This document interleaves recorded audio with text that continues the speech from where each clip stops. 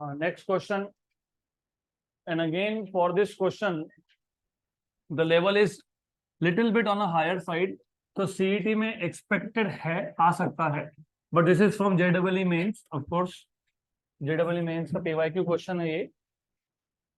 To metal spheres, one of radius r and the other of radius 2r. तो हमारे पास दो metal spear है, एक का रेडियस r है, दूसरे का 2r है. Both have same surface charge density sigma. If they are brought in contact and separated, then the new surface charge densities one each of the sphere are respectively. तो पहले question अच्छे से समझ लो, good question. हमारे पास दो sphere है, this is sphere 1, this is sphere 2. Sphere 1 का radius है लेट अस से r, तो इसका कितना है 2r. So this is let us say 2r, r2 equal to 2r and r1 equal to r. पहले स्पीयर पे चार्ज है let us say q1, यहाँ पे चार्ज है q2. सरफेस चार्ज डेंसिटी दोनों पे सेम है, sigma and sigma, but charges are not same. एक पे चार्ज कम होगा, एक पे ज्यादा होगा. Now you are bringing these two in contact. तो आपने इन दोनों को कॉन्टैक्ट में लाया और वापस सेपरेट कर दिया. तो what you do is you basically touch these two and again separate. अगर दोनों स्पीयर सेम साइज के होते तो Q1 plus Q2 by 2 and Q1 plus Q2 by 2, क्योंकि जब टच करते हो तो टोटल चार्ज कितना होता है Q1 प्लस Q2. वापस सेपरेट करते हो तो Q1 plus Q2 by 2 and Q1 plus Q2 by 2. But remember वो सिर्फ तब जब दोनों का साइज सेम हो. यहाँ पे वैसा नहीं है, तो यहाँ पे दोनों का चार्जेस सेम नहीं होगा. तो Q1 dash and Q2 dash are not same. तो दिस इज रियली इंपॉर्टेंट. ये आपको बाकी क्वेश्चंस में भी काम में आएगा. तो केस नंबर 2 वो बाद में देखते हैं, पहले यहाँ पे टच करने से पहले क्या सिचुएशन था वो देख लेते हैं. दोनों पे सरफेस चार्ज डेंसिटी क्या बोला है, same. What is surface charge density का फॉर्मूला, चार्ज बाय एरिया. तो Q1 by A1 and in this case it is Q2 by A2. Correct. तो यहाँ से आपको मिल जाएगा Q1 equal to sigma A1, यहां से मिल जाएगा Q2 equal to sigma A2. What is area of a sphere, 4 pi r square.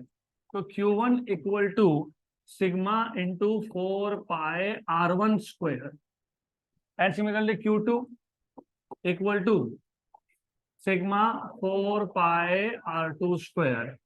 तो Q1 equal to sigma 4 pi r square and Q2 equal to sigma 4 pi 2r का square.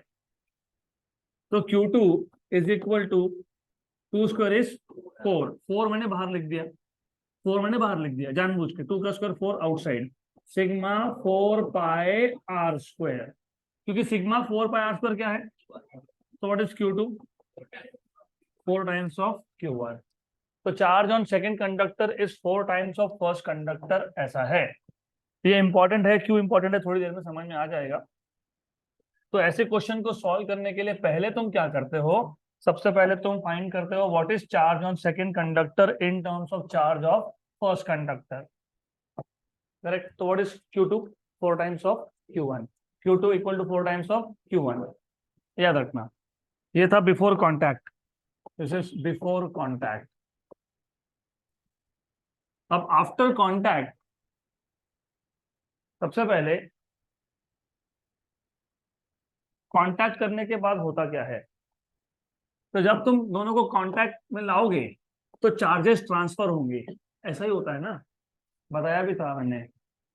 अगर same size था और पहले पे 10 microcoulomb था, दूसरे पे -90 था, तो मिला के कितना हो गया -80. और फिर जब सेपरेट किया तो मतलब जब आप दो कंडक्टर्स को टच करते हो तो चार्जेस ट्रांसफर होते हैं. और ये चार्जेस तब तक ट्रांसफर होते हैं जब तक पोटेंशियल सेम नहीं हो जाता. That is important. अब बोलोगे -40 क्यों हुआ. रुक, जब दो कंडक्टर सेम साइज के थे, इस पे -40 आ गया, दूसरे पे भी कितना आ गया -40, और साइज क्या था same. What is potential of a sphere, 1/4 pi epsilon 0 Q by R. दोनों का Q सेम है, यस. दोनों का R सेम है, यस. तो चार्ज का ट्रांसफर सिर्फ तब तक होता है जब तक दोनों का पोटेंशियल क्या नहीं हो जाए, सेम। तो in this case potential on first sphere equal to potential on second sphere. Clear? What is the formula for potential? Q1 dash by R1। अभी डैश क्यू क्योंकि हमने कांटेक्ट में लाया था तो चार्जेस ट्रांसफर हो गए, तो चार्जेस चेंज हो गए। जब तक कांटेक्ट में नहीं था तब तक तुम Q1 लिख सकते थे, अभी क्या लिखोगे? Q1 dash. ये आ जाएगा 1/4πε0 Q2 डैश अपॉन R2। 1/4πε0 दोनों साइड से हो जाएगा कैंसल, तो ये आ जाएगा Q1 dash upon R1। What is R1? R। Q2 dash upon R2 that is 2R। R और R कैंसल हो गया, तो what is Q2 dash? 2 times of Q1 dash। This is also important। Good. पूरे process में कुछ चीज अगर कॉन्जर्व्ड होती है, मतलब लॉस नहीं होती है, तो वो है चार्ज। सिर्फ चार्ज एक स्फीयर से दूसरे स्फीयर पे जाएगा लेकिन टोटल चार्ज इज कॉन्जर्व। तो याद रखो हमने वो 10 माइक्रोकूलम और -90 किया था तो भी वही हुआ था ना, 10 - 90 माइनस। तो टच करने से पहले भी टोटल चार्ज कितना था? -80, और टच करने के बाद भी कितना था? तो in this process there is no loss of charge, सिर्फ charge is transfer from one to another, लेकिन लॉस नहीं है। ऐसा नहीं हुआ कि कुछ चार्ज एयर में उड़ गया, वैसा नहीं होता है। तो there is no loss of charge. इसको बोलते हैं law of conservation of charge. इसका मतलब total initial charge equal to total final charge. What is total initial charge? Q1 plus Q2। What is total final charge? Very good। But what was Q2 in terms of Q1? 4 times of Q1। What is Q2 dash? Q1 dash। तो आ जाएगा 5Q1 equal to 3Q1 dash। Clear? Sure sure 100% पक्का। तो what is Q1 dash from here? 5/3 times of Q1। आपको new surface charge density पूछा है। क्या पूछा है? New surface charge density. What is surface charge density? Charge upon area. Initial कितना था? सिग्मा। तो न्यू मैं बोल देता हूं σ1 डैश पहले कंडक्टर पे। फिर ये क्या आएगा? Q1 dash upon A1। A1 dash मत करना, एरिया नहीं चेंज हुआ। A1 डैश हो गया। A1 डैश लिखा मतलब तुमको कुछ समझ में नहीं आ रहा है क्या चल रहा है। What is Q1 dash? 5/3। 5/3 times of Q1 upon, लेकिन ये Q1/A1 कौन था? सिग्मा था, है ना, इसलिए स्टार्टिंग वहां से किया मैंने। तो ये क्या आ गया? 5/3 टाइम्स ऑफ सिग्मा आ गया। 5/3 टाइम्स ऑफ सिग्मा कहाँ दिख रहा है?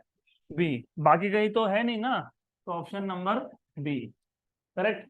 वैसे ही आप σ2 भी निकाल सकते हो, कर ही देते हैं, इतना किया है तो थोड़े के लिए क्यों, कर लेते हैं।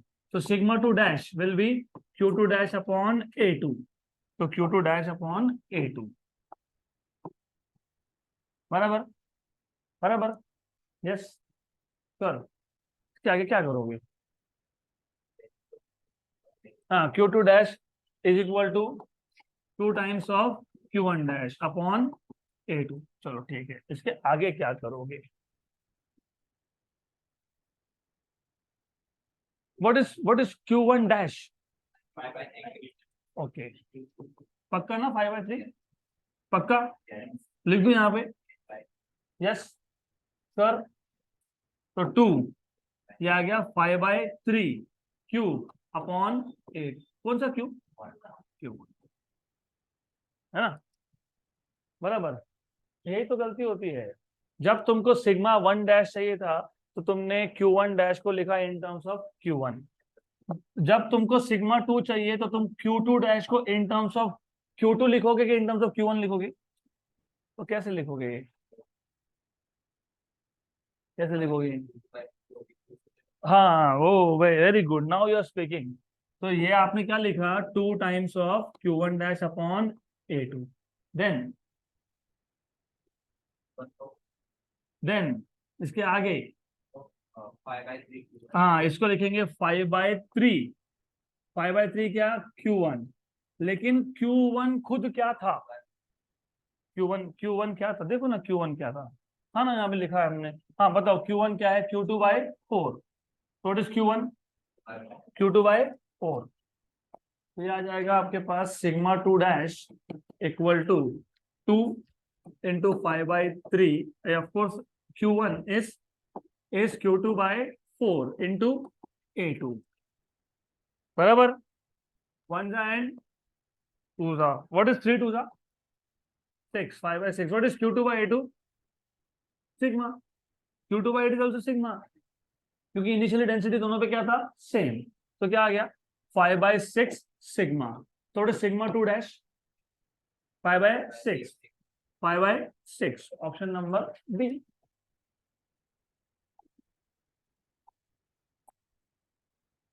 Next question, a parallel plate capacitor is made of two dielectric blocks in series। मतलब उधर बता ही दिया उन्होंने, इन सीरीज, मतलब कॉम्बिनेशन कौन सा है, सीरीज कॉम्बिनेशन। वैसे नहीं भी बताओ तो दिख रहा है D1 and D2, area is same but thickness is not same, मतलब combination is series combination. One of the blocks has thickness D1 and dielectric constant K1 and the other block has thickness D2 and dielectric constant K2 as shown in figure। the arrangement can be through नहीं हो सकता, the arrangement can be thought आएगा ये, तो this is not through, गलत है, गलत, printing mistake.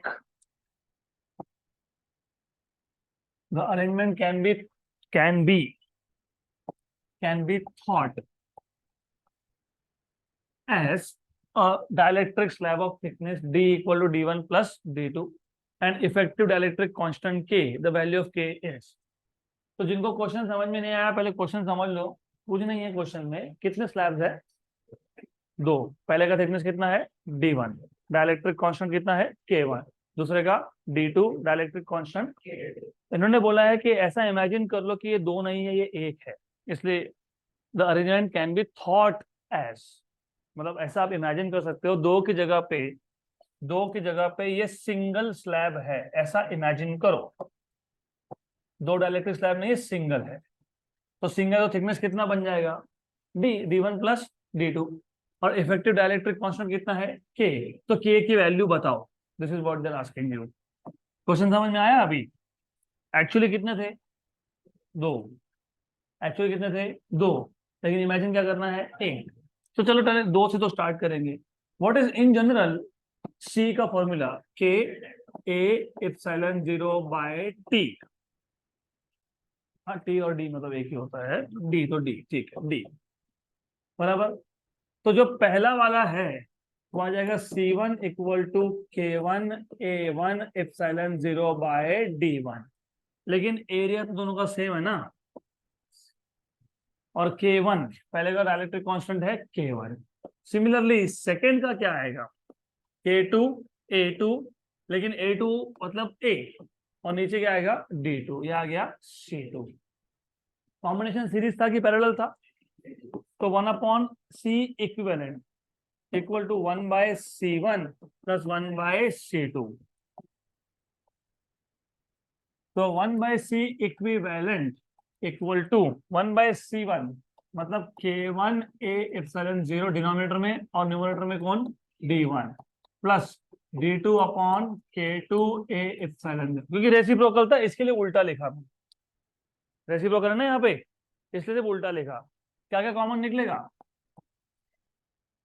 1/A epsilon 0, तो क्या आ गया D1/K1 plus D2/K2। Clear, right. इसको एक काम करते हैं, इक्वेशन नंबर 1 बोल देते हैं, but C equivalent is equal to, उन्होंने बोला है दो नहीं इमेजिन करना, कितने इमेजिन करना 1, और उस केस में डाइलेक्ट्रिक कांस्टेंट कितना आएगा K A एप्सिलॉन 0, और थिकनेस कितना आएगा D, लेकिन D is D1 plus D, ऐसा बोला है, बराबर। गुड। तो मैं फिलहाल टेम्परली डी लिख रहा हूँ, D1 प्लस D2 लगेगा तो लिख लेंगे, नहीं तो रहने देंगे। इक्वेशन नंबर 2, या और एक काम करते हैं, 1/c equivalent from this is D upon K A epsilon 0, equation number 2। Equation 1 और 2 का लेफ्ट हैंड साइड तो राइट हैंड साइड भी same. So from equation number 1 and 2, 1/c equivalent is D upon K A epsilon 0, और इधर 1/a epsilon 0 D1 by K1 plus D2 by K2। तो D1 K2 plus D2 K1 upon K1 plus K2। Clear?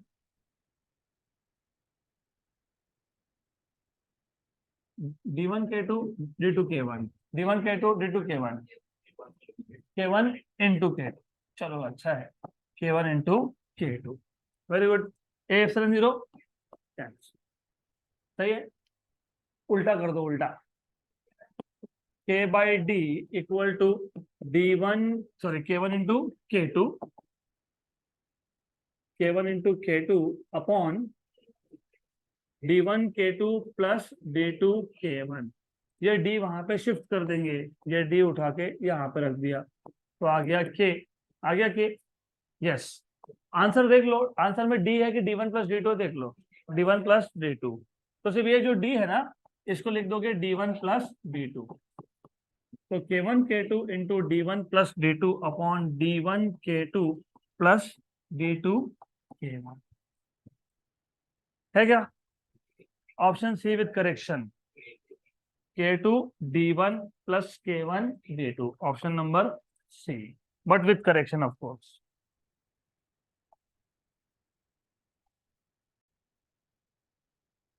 Next question,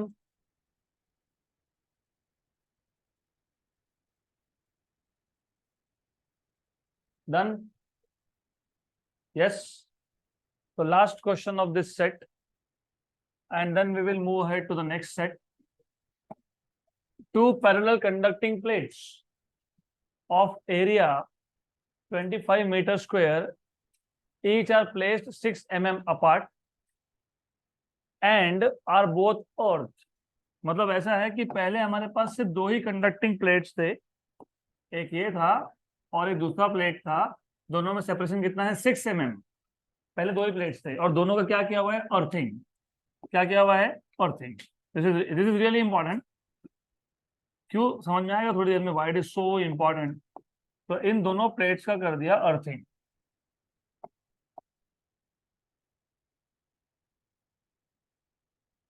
okay. अब आगे क्या बोला है, a third plate identical with the first two, मतलब area same, identical मतलब दोनों का एरिया सेम, तीनों का एरिया सेम हो गया, पहले दो का था, तीसरा अभी आइडेंटिकल है तो area is same, okay. Is placed at a distance of 2 mm from one of the earth plates and is given a charge of 1 coulomb. तो अभी क्या है, एक और प्लेट है, इसको दोनों में से किसी भी एक प्लेट से कितने डिस्टेंस पे रख दिया, 2 mm, 2 mm, तो ये बचा कितना फिर, 4 mm, और वो डायग्राम में भी दिया है, आपको दिया है, यस। ये प्लेट नंबर 1, ये 3 और ये 2 बाद में लाया, right.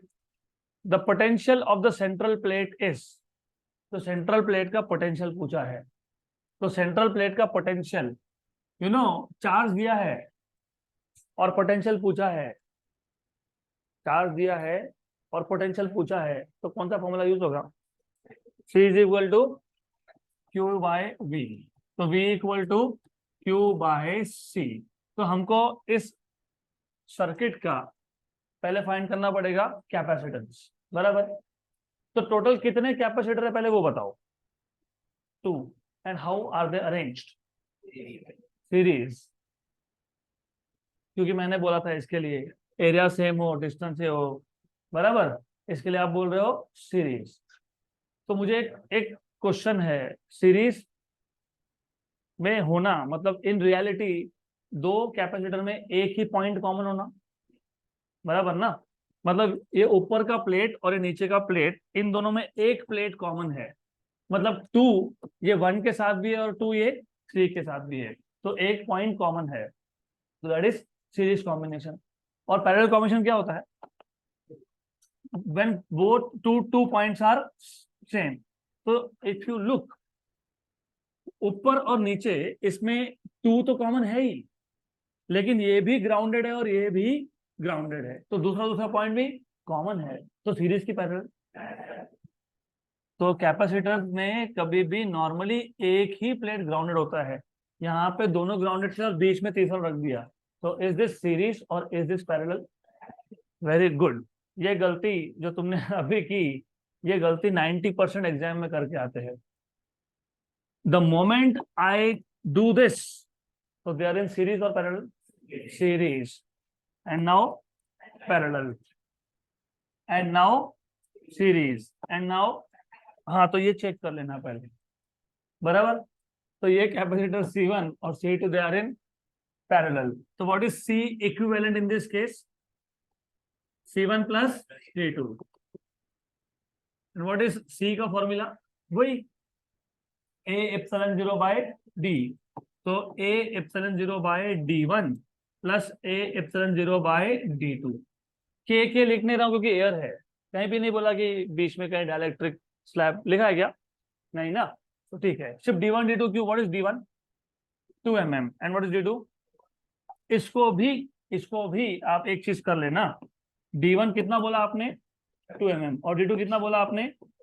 Can I write down this as 2 times of D1? Yes, तो इजी हो जाएगा। तो this will become A epsilon 0 by D1 plus A epsilon 0 by 2 times of D1। 1 और हाफ 3/2, तो what is C equivalent? 3/2 A epsilon 0 by D1। तो ये correct. 3/2 हमको क्या फाइंड करना था? पोटेंशियल। तो एक काम करता हूं, अब मैं पोटेंशियल के फॉर्मूला लिख देता हूं, V equal to Q by CEQ। What is the value of epsilon 0? चलो दिया नहीं है लेकिन तुमको याद है। तो 3/2, what is area of plate given to you? 25 metre square. 25 metre square, और एप्सिलॉन 0 8.85 इंटू -12, और D1 था 2 mm 10⁻⁻3। How much is this?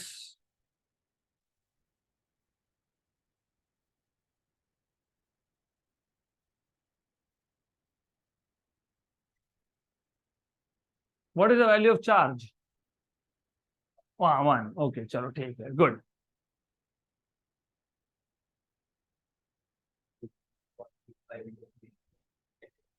चलो ये तो ठीक है, 10⁻⁻9 है, वो ठीक है। बाकी बताओ।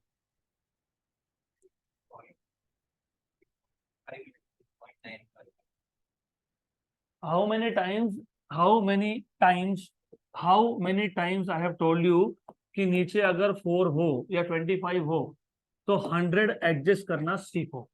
I have told you many many times. ये जो 10⁻⁻12 है ना, ये 10⁻⁻12 रख देता हूँ, ये 10⁻⁻3 को मैं 1000 बना लेता हूँ, क्योंकि ऊपर जाके प्लस हो जाएगा ना। 1 जा एंड 2 50 जा।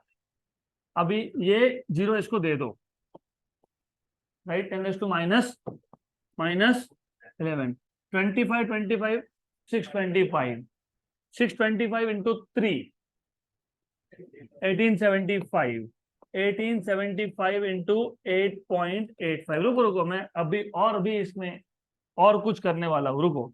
ये C इक्विवेलेंट ना, ये नीचे था, नीचे था ना, नीचे था ना, डिनोमिनेटर में था। अब रुको रुको, गाही नहीं, एक काम करना। और ये 10⁻11 है, इधर लगा देता हूँ पॉइंट। तो 1 2 3, तो ये 10⁻3 किससे लिए आपने? इससे। तो कितना हो गया? -8, बराबर। सही है। 8.85 इंटू 1 इज 8.85। 8.85 इंटू 2 17 पॉइंट, हाँ 17.7 बराबर।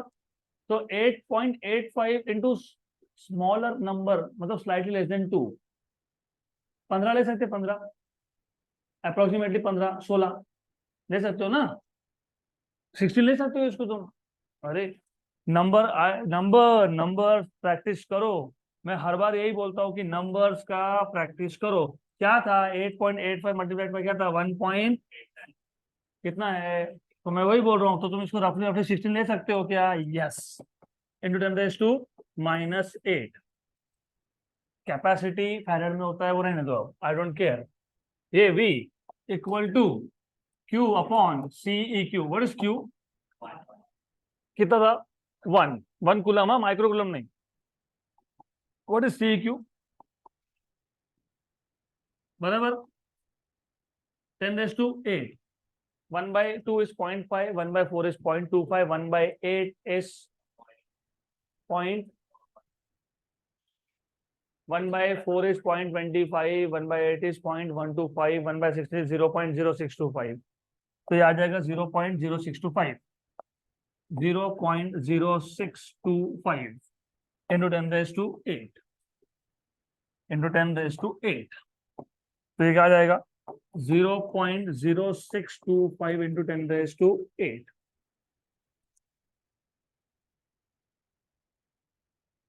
है, दिख रहा है एक भी नहीं, तो कैलकुलेशन में गड़बड़ हुई होगी, बट आना चाहिए आंसर। तो हमारे पास आ रहा है यहाँ पे 0.6 इंटू 10⁻⁷ इतना आ रहा है। तो एक बार कैलकुलेशन सिर्फ चेक कर लेते हैं, आना चाहिए वैसे। था, यस। 2D1 था, yes. D2 is 2D1, yes, ये करेक्ट है।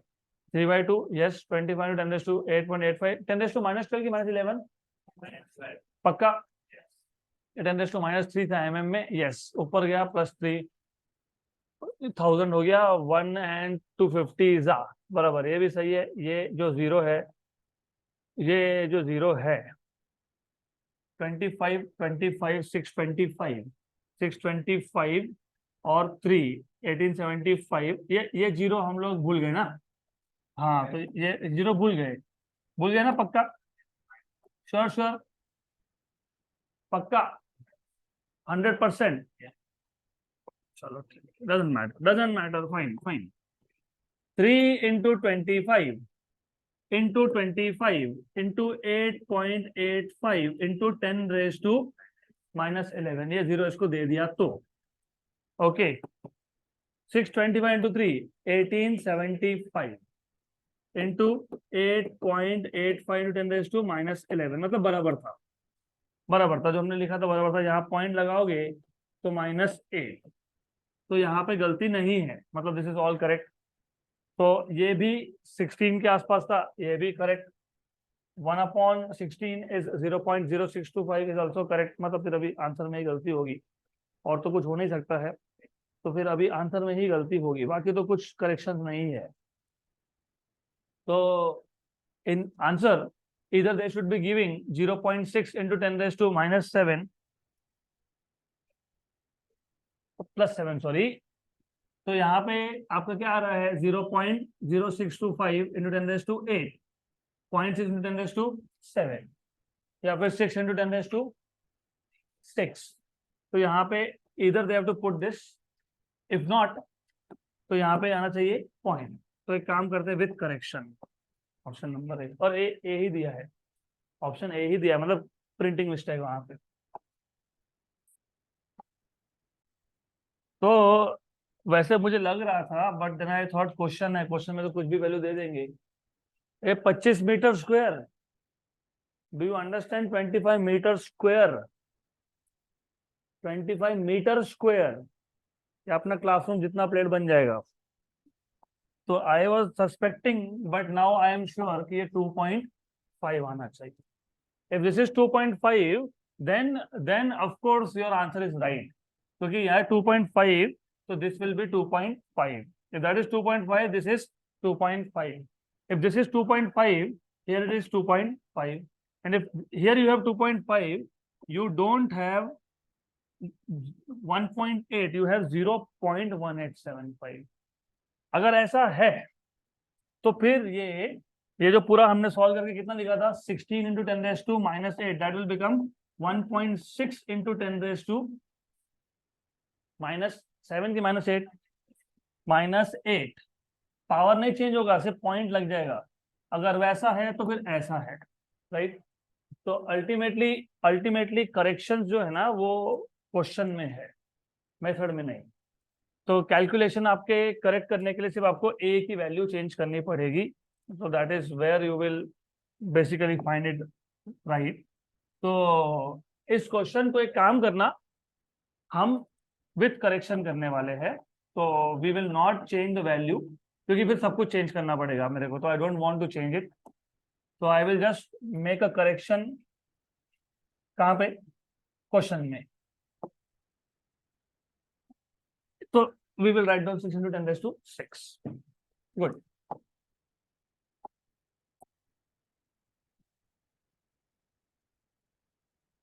Next question. Again, I am repeating whatever we have done is absolutely right. There was correction in the question. 25 metre की जगह पे, मीटर स्क्वायर की जगह पे 2.5 मीटर स्क्वायर। ओके, तो अभी 2.5 मीटर स्क्वायर 2.5 फिर भी रीजनेबल है। 25 मीटर स्क्वायर बहुत बड़ा वैल्यू है प्लेट्स के लिए। तो हमने आंसर करेक्ट कर लिया इंस्टेड ऑफ करेक्टिंग क्वेश्चन, तो सही है। Next question and the last question from this set. A slab of material of dielectric constant K has same area A as that of plates of a parallel plate capacitor and has thickness 3d/4, where d is the separation of the plates. The change in capacitance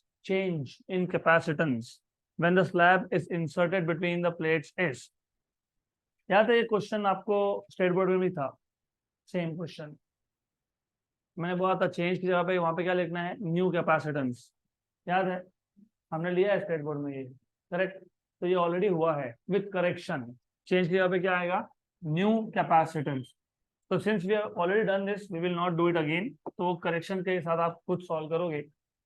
instead of saying change I will say the new capacitance.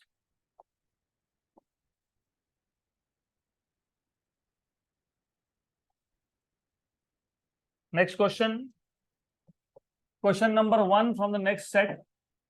2020 CET का question है ये।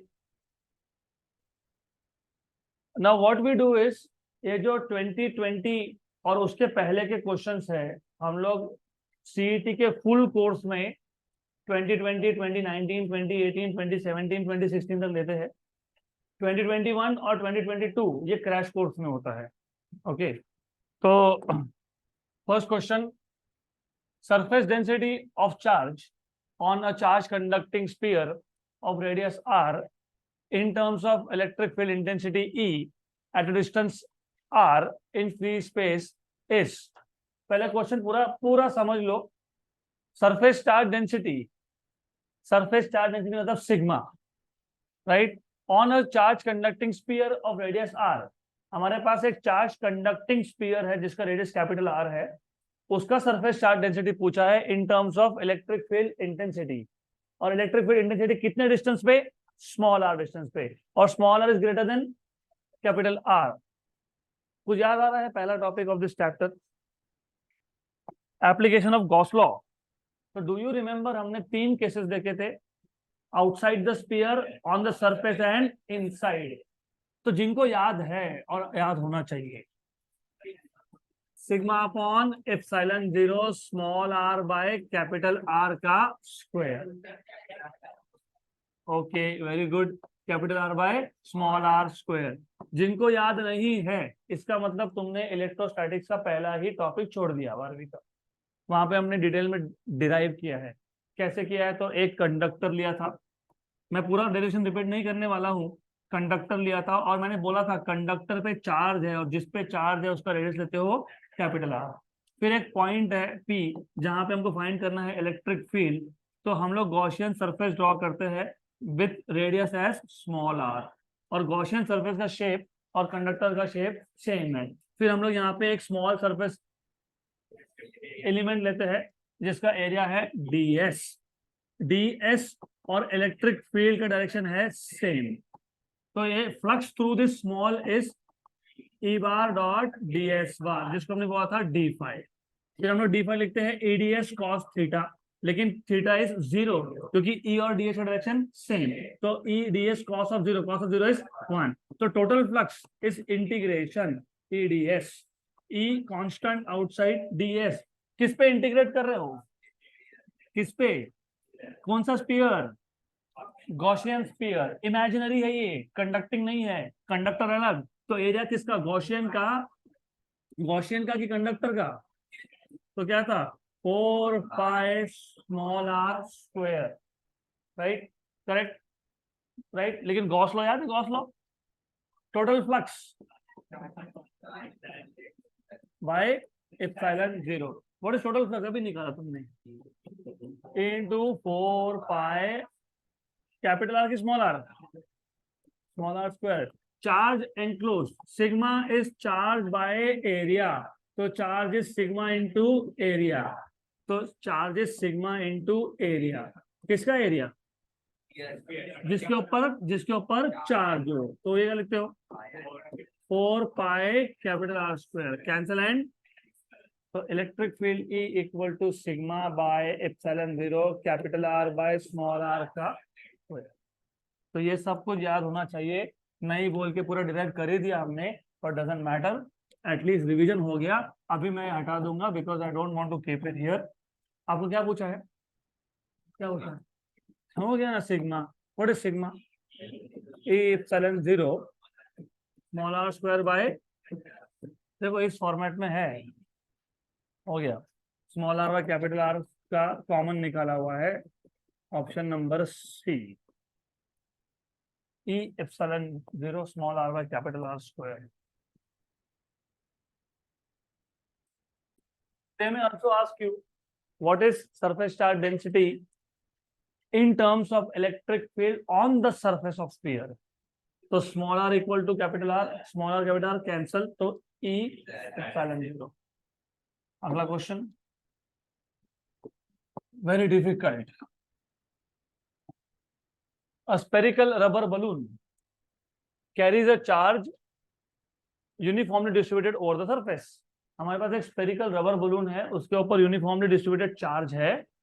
As the balloon is blown up and increases in size, the total electric flux coming off the surface, okay, total electric flux coming out of the surface is. Question समझ में आया, charge किसके ऊपर था, rubber balloon के ऊपर, और rubber balloon पे चार्ज था, और हमने रबर बलून का साइज बढ़ाने लग गए हम लोग, we are increasing the size of balloon, लिखा है ना, लिखा है ना, इंक्रीज कर रहे हो। And what is the electric flux coming out, तो ये इलेक्ट्रिक फ्लक्स इंक्रीज होगा, अनचेंज रहेगा, बिकम जीरो, डिक्रीजेस।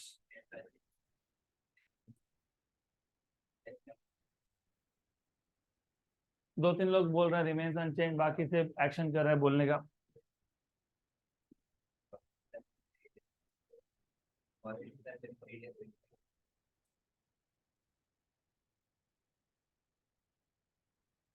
पहले बात तो बताओ, flux is through imaginary surface and flux is charge enclosed bye epsilon zero.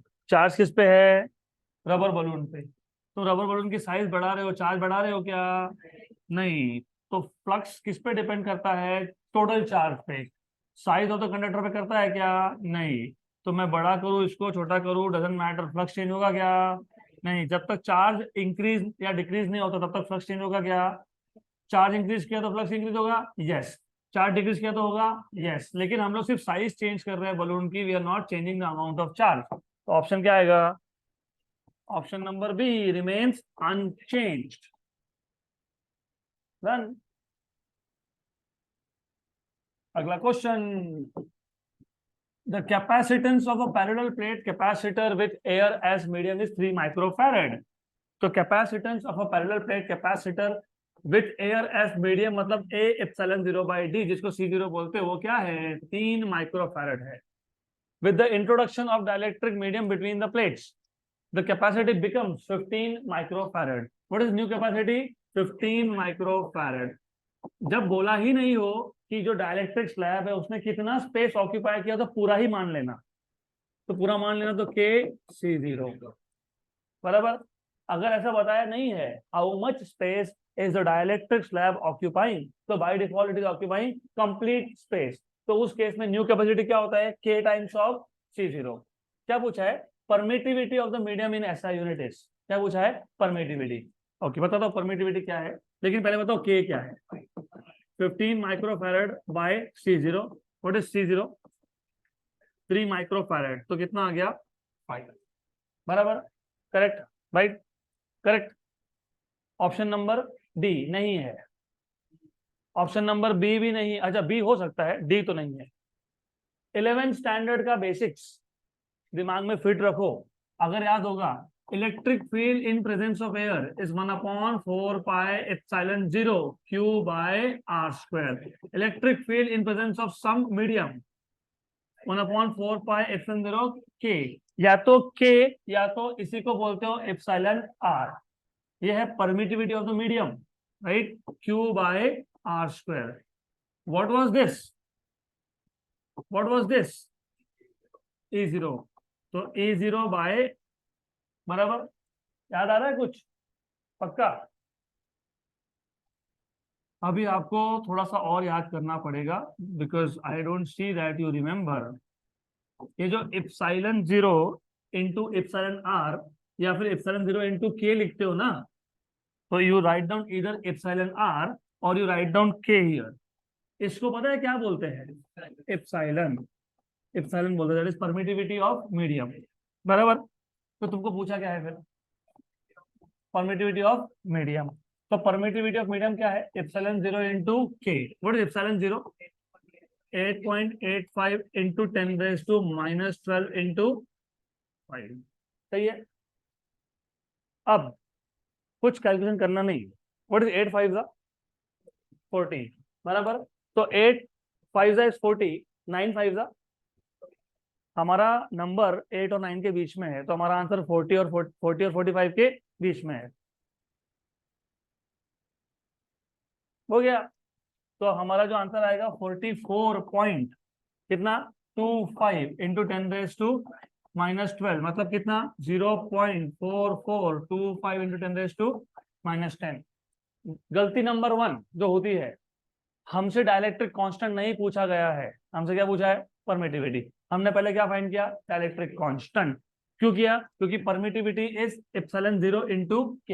ये होता है परमिटिविटी ऑफ मीडियम, ये होता है परमिटिविटी ऑफ फ्री स्पेस, तो ये पता होना चाहिए।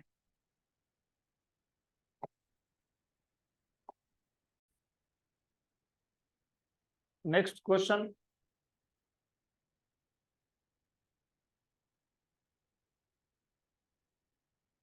डन ना। Next question very difficult. 5 capacitors each of capacity C are connected as shown in figure. The resultant capacity is 2 microfarad. Then the capacity of each condenser is, 5 condenser मतलब 5 capacitor है जिसका capacity C है और resultant कितना है 2 microfarad. आपको पूछे C की वैल्यू बताओ। पहले तो ये बताओ मेरे को कि ये जो 5 है, हम 5, ये 5 सीरीज में कि पैरेलल में, सीरीज में, तो C/N, पक्का ना, श्योर श्योर। और पैरेलल में तो NC, राइट। लेकिन इधर कितने हैं, या कितने हैं 5, तो क्या आ जाएगा 5, तो C क्या आ जाएगा 5 times of C equivalent. What is C equivalent given to you, 2 microfarad, तो कितना आएगा answer 10 microfarad, option number D.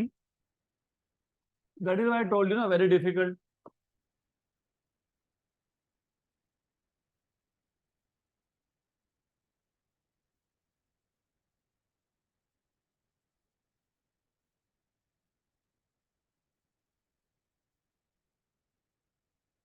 Series में है इसके लिए C/N मतलब C/5, और अगर पैरेलल में होता तो 5C, तो उस केस में आता 2/5, 2/5 इज 0.4, ऑप्शन में नहीं है। नेक्स्ट क्वेश्चन,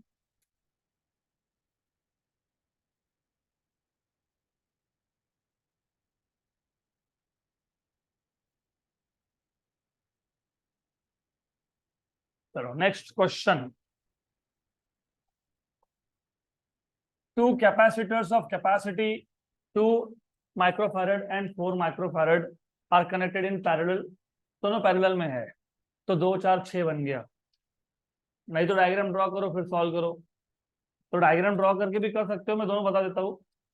डायग्राम क्या, वो इनिशियल क्वेश्चन सॉल्व करने के लिए होता है, थोड़ा सा कनेक्ट करने के लिए।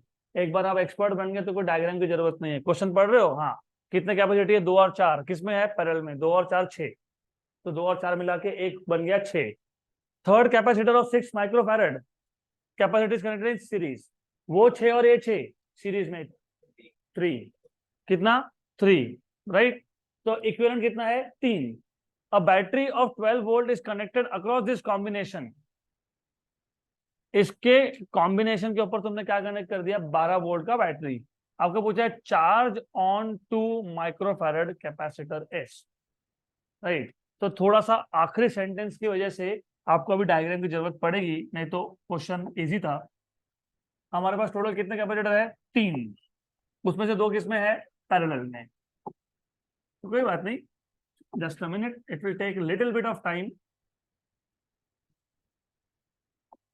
ये एक 2 का 2 माइक्रोफैरड कैपेसिटी का और एक 4 माइक्रोफैरड कैपेसिटी का पैरेलल में है, और पैरेलल कॉम्बिनेशन सीरीज में है।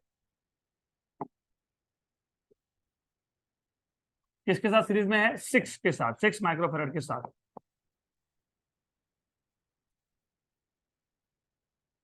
तो ऐसा है, और ये कॉम्बिनेशन को कितने वोल्ट का बैटरी लगा दिया, 12 वोल्ट का बैटरी लगा दिया। Very good, you have a 12 volt battery, 12 volt, 2 microfarad, 6 microfarad, 4 microfarad. Now इसका इक्विवेलेंट अगर तुम फाइंड करोगे, जो करना पड़ेगा तुमको, इसका इक्विवेलेंट फाइंड किया तो ये पूरा ब्लॉक यहां से कर दो गायब। 2 और 4 हो गया 6, तो 6, तो 6 माइक्रोफैरड आ गया यहाँ पे। अब ये इंपॉर्टेंट क्यों, मैंने कल बताया था, याद है, कल मैंने बताया था ऐसा एक चीज, इक्वल ड्रॉप। तो यहाँ पे ये 6 वोल्ट का ड्रॉप आएगा, और यहाँ पे भी कितना ड्रॉप आएगा, 6 वोल्ट। हमको चार्ज कहाँ फाइंड करना है, 2, और ये 2 माइक्रोफैरड इसमें से आता है ना। इसका मतलब ये साइड वाला हमारे काम का नहीं है अब। तो 6 वोल्ट का drop only left hand side पे, उधर फोकस करो।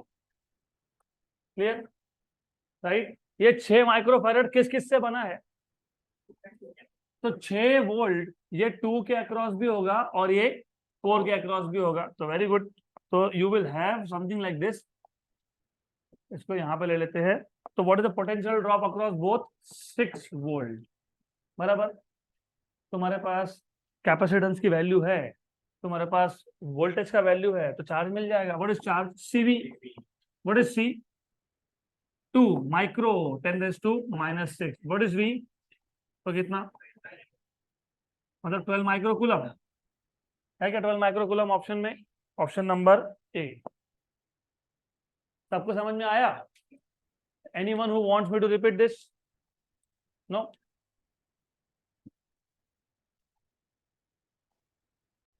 तो what I will do is, थोड़ा सा सिस्टमैटिक करने के लिए इसको C1 बोल देता हूँ, इसको C2 बोल देता हूँ, इसको C3 बोल देंगे, इसको CP बोल देंगे, क्योंकि C1 and C2 are in parallel, बराबर। फिर हमको फाइंड करना था Q1, Q1 is C1 V1, और V1 था 6 वोल्ट, C1 था 2 microfarad. What is the charge on 4 microfarad capacitor? 24. Very good. What is the capacitor? What is the charge on 6 microfarad capacitor? 36. What is total charge? Total charge. अरे ये 6 और 6 3 बन जाएगा ना, 3, 6 और 6, इसका इक्विवेलेंट क्या बनेगा, 3 माइक्रोफैरड। Voltage is 12, 12 into 3, 36। तो जब टोटल चार्ज पूछा हो तो सारा सर्किट सिंप्लीफाई करके एक ही कैपेसिटर डालना पड़ता है। तो 6 और 6 सीरीज में है तो इक्विवेलेंट विल बी 3। कितना? 3। तो 3 को क्या कनेक्ट किया है? 12। तो व्हाट इज 12 3 जा 36। तो once again what is the charge on 6 microfarad capacitor? 36 36 36 बराबर, सही है ना? तो what is total charge? Series में सेम ही होता है तो वापस क्यों फाइंड किया तुमने? 6 और 6 को 3 बनाया। डन। ये बहुत अच्छा क्वेश्चन है, वेरी गुड। और ये क्वेश्चन जेडब्ल्यू में भी आया है, सेम क्वेश्चन। उल्टा बोल सकता हूं मैं, जेडब्ल्यू में पहले आया था, सीईटी में बाद में आया था, राइट? तो which of the following combination of 7 identical capacitors each of 2 microfarad gives the resultant capacitance of 10/11 microfarad? तो हमारे पास 7 आइडेंटिकल कैपेसिटर है, सबकी वैल्यू कितनी है? 2। तो कैसे कंबाइन करोगे so that you get resultant as 10/11?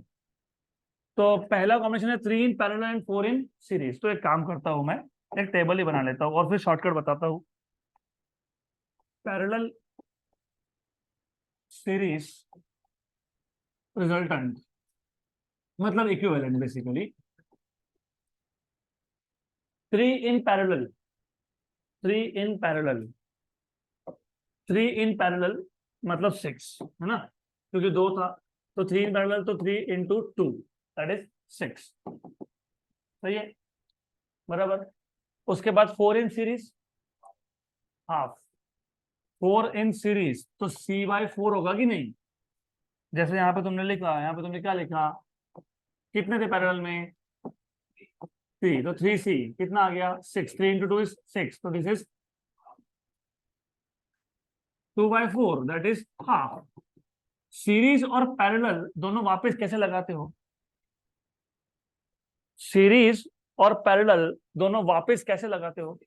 मतलब ये दोनों वापस से किस में जाएंगे? सीरीज में। तो resultant will be product of this two divided by addition of this two. होता है ना, C1 C2 upon C1 plus C2। ऐसा ही होता है कि नहीं? Final equivalent, final equivalent is CP/CS upon CP plus CS। ये तुम्हारा CP था, ये तुम्हारा CS था, करेक्ट है। ट्रिक यहाँ पे है, there is where trick lies. तो अगर तुम ध्यान दोगे तो ये क्वेश्चन ऐसा ऐसा खत्म हो जाएगा। कैसा कैसा? ओके। अब मेरे को बताओ, आखिरी में तुमको डिनोमिनेटर में क्या चाहिए? डिनोमिनेटर में क्या आ रहा है? CP plus CS। CP कितना? 6 प्लस कितना? हाफ। 6 और आधा 6.5।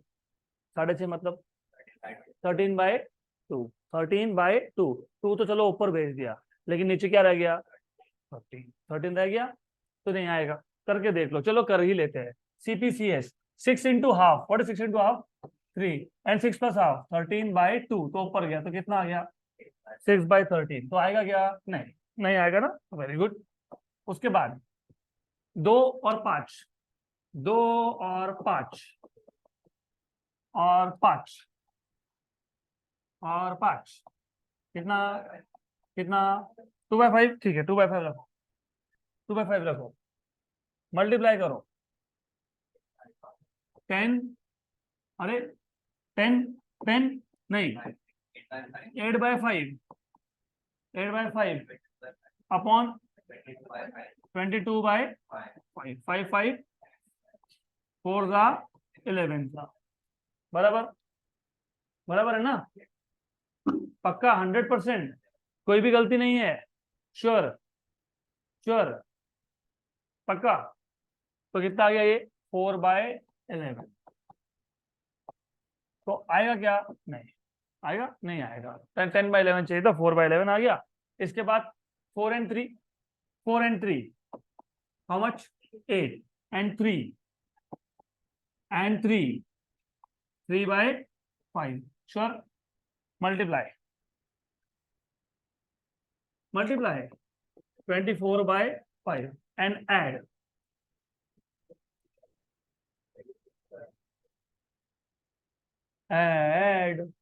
43/24/43 आ रहा है क्या? आंसर आएगा कि नो? लास्ट बचा, लास्ट अभी बताओ। 5 इन पैरेलल मतलब 5C मतलब 10 एंड 2 इन सीरीज, ये क्या है? 2/, हाँ 2/, अच्छा चलो ठीक है 2/3। आंसर तो आएगा नहीं वैसे भी, 2/3। चलो फिर ठीक है, एक बार करेक्शन कर लेते हैं। ए टोटल टोटल कितना आ रहा है इसका? 8/, वो भी नहीं आएगा। आ जाओ इधर, कितने? 10। अभी सही बताना ये, सही बताना ये। 1, हाँ नहीं तो फिर गलती कर दोगे। 10 × 1 is 10, 10 अब 10 + 1 is 11। तो 10 × 1 10/10 + 1, कौन सा ऑप्शन है? कौन सा ऑप्शन है? डी। हो गया। तो छोटी सी गलती अगर आप करोगे कैलकुलेशन में तो गए काम से। Option number D. How many in parallel? 5 and series 1 कैसे? 2। 5 इन पैरेलल एंड 2 इन सीरीज।